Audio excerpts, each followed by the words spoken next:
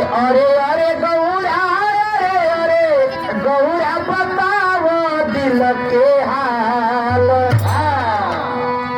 अरे गौरा गौरा बताओ दिल के हाल।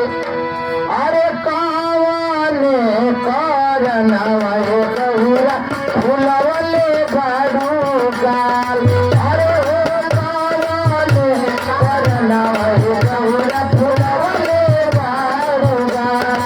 अरे कौन करना गौरा फुलवले बड़ू गाल। अरे गौरा बताओ दिल के हाल।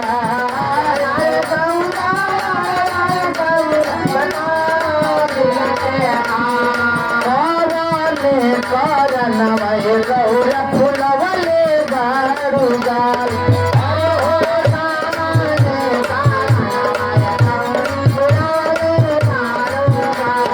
अरे हो कौन करना गौरा फुलवले बड़ू गाल।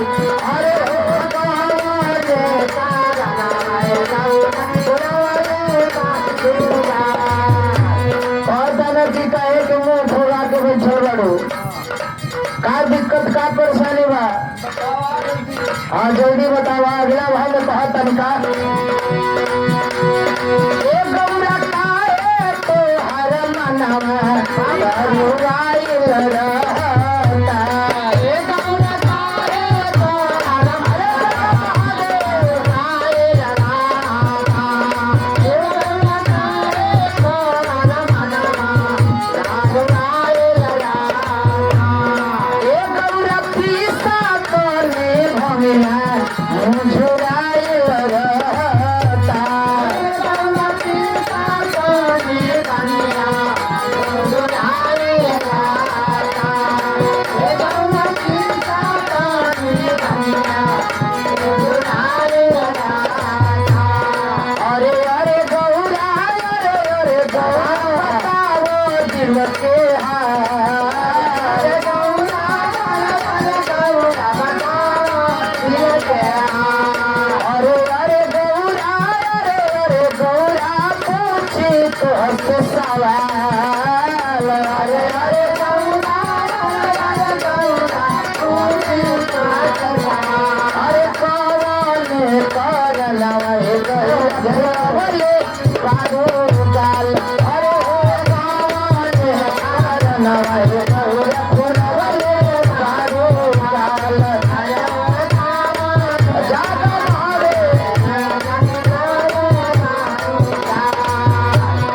कहतने के मुँह लटका के फुलवले बड़ू का दिक्कत का परेशानी बा? हम ही के पावे खातिर कितना बरस तपस्या करी, आज मुँह खुला के बैठल बड़ू। कहता न का कैसे गौरा पावे खातिर हमारा के मनावत रहलू। गौरा पावे खातिर हमारा के मनावत रहलू। गौरा पावे खातिर हमारा के मनावत रहलू। गौरा नाम शिवाय गोहरावत रहलू।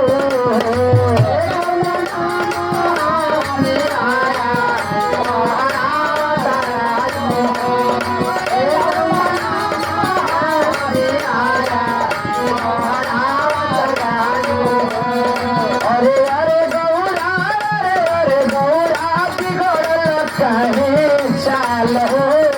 अरे गौरा बिगड़ल काहे चाल। अरे गौरा बिगड़ल काहे चाल। अरे कौन करना गौरा फुलवले बड़ू गाल। अरे कौन करना गौरा फुलवले बड़ू गाल।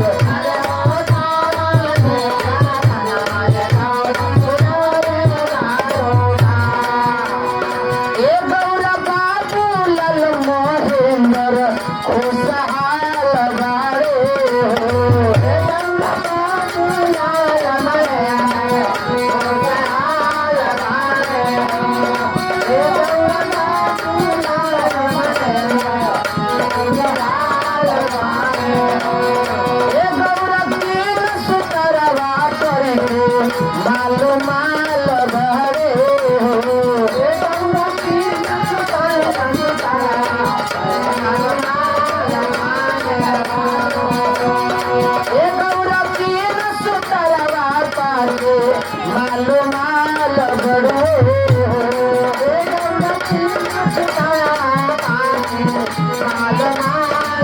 अरे अरे अरे गौरा अरे अरे गौरा सोची कोई कमा